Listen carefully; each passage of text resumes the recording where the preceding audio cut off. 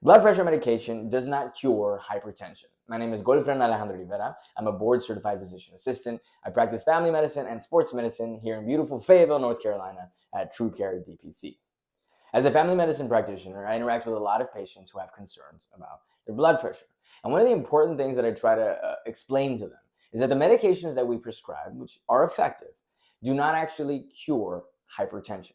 What they do is they support the body, and through various different mechanisms, depending on which medication you're using, help to lower the blood pressure. So some medications work at different points of the kidneys to do different things. Some block particular receptors, others block enzymes, others act on the kidneys to get the kidneys to give out more fluids, right? So that we can lower the blood volume, and then that lowers the amount of blood in the system, right? So that would lower the blood pressure. Others actually even work on the nervous system by blocking receptors that would make the heart pump faster. Others work on our blood vessels, making them relax a little bit more so that they don't resist as much tension.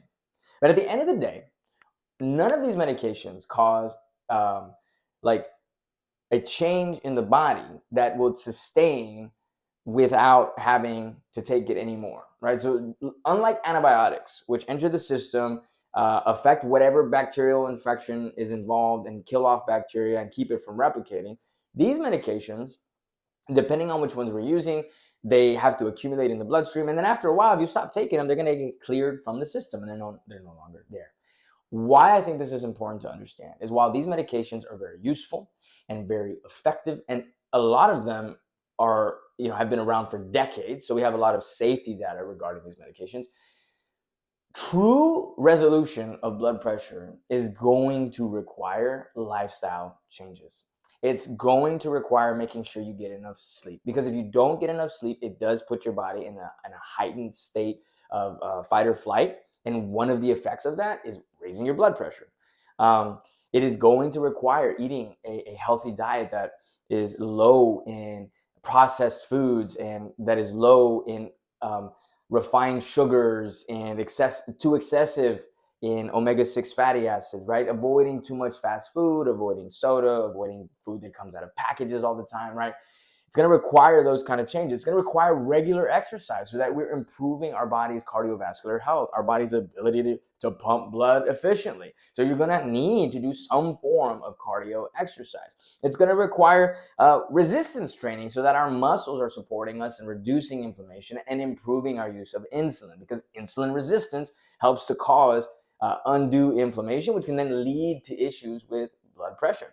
It's going to require us to have healthier relationships, because getting mad at the people around us all the time is going to shoot that blood pressure up. All those things need to happen in order to really get our body to a place where our blood pressure is in a healthy range without needing to utilize medications. Now, unfortunately, because of various different things, unique factors for each individual, sometimes we do get to a point where essentially, in order to keep a normal or a safe range of blood pressure, we're going to need to stay on a low dose of medication. And that's fine.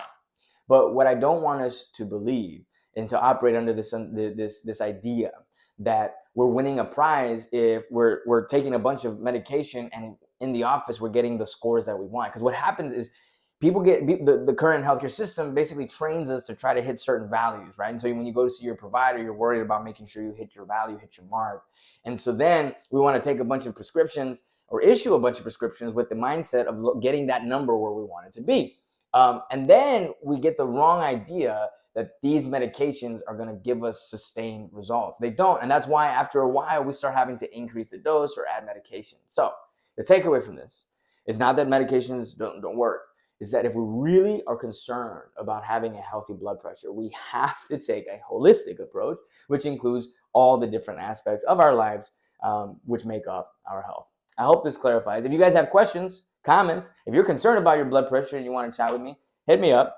You can leave a comment or reach out to me at my phone number that I'll put right here. God bless you guys. Thank you so much for listening. Have a blessed day.